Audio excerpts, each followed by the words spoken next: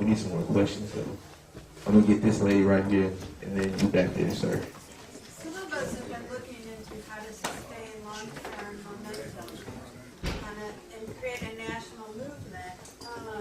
And we've been studying some successful movements in the past, like Serbia, bringing down the dictator, how they did that, how they kept it going for 2 years across the whole country. And so when I think about Ferguson and all the great businesses you guys have been doing, like in my mind, I'm visual, so I kind of see that energy just coming out from there.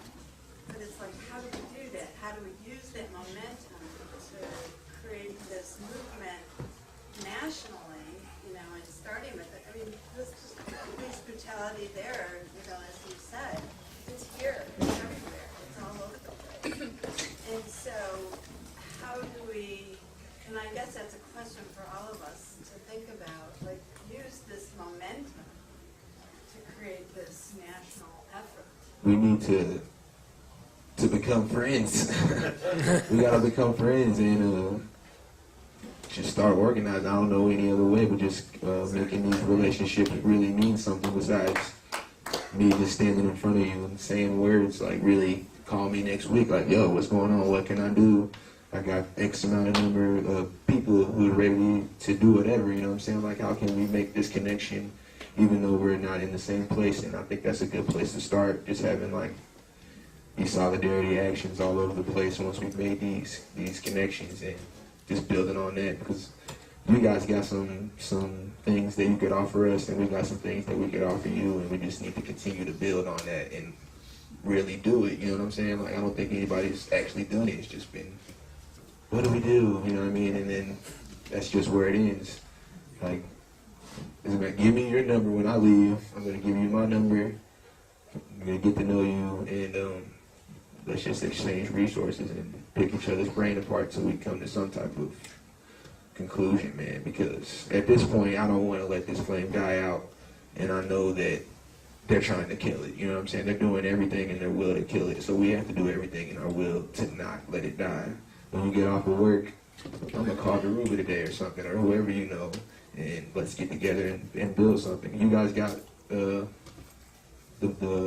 homeless movement going on right now, you know what I'm saying? Like, I'm sure some way we could blend those together and make something happen. And whatever, you know what I mean? Like, I don't know. Like you said, that's a conversation for all of us, but we need to first get to know one another and become friends. In the back. So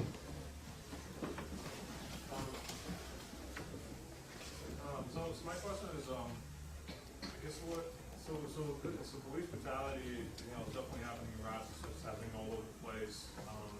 These events, they're constantly all over the country. But at the same time, we're not seeing the same kind of uprising, not seeing the same kind of mobilization, in Rochester, and other places where this is taking place, Albany, all over New York, whatever. So I just wanted to ask what your thoughts are on what about the situation in Ferguson that you think led to this, to this uprising, to this massive movement that is building right now? To be honest, I think it just happened, man. I don't think there was some special formula to this. I think that the way that he was killed and the actions that followed after that, the city of Ferguson just couldn't ignore it anymore. They've already been dealing with issues for forever, you know what I'm saying? And that was just like the breaking point for everybody there. And just leaving a body out for 4 hours uncovered, man, like that's crazy, you know what I'm saying? That's unheard of. You said what? That's just routine procedure, right? Yeah, I got you. Yeah. Routine, just leave it out there. It was almost like they were trying to... Even if you weren't trained, you would just leave it there. You would do it like... The way that they maneuvered around that situation, just, there was no way that people were going to ignore that, you know what I'm saying? And they're not going to fuck up like that probably here, you know what I'm saying? But I don't know. they might, I don't know. The people... Shit.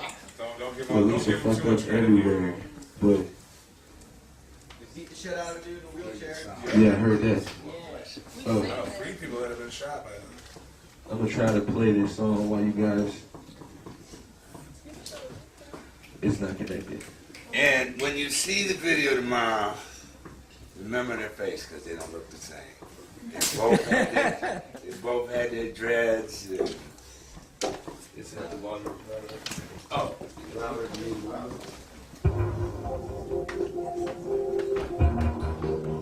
Michelle, is there any other questions?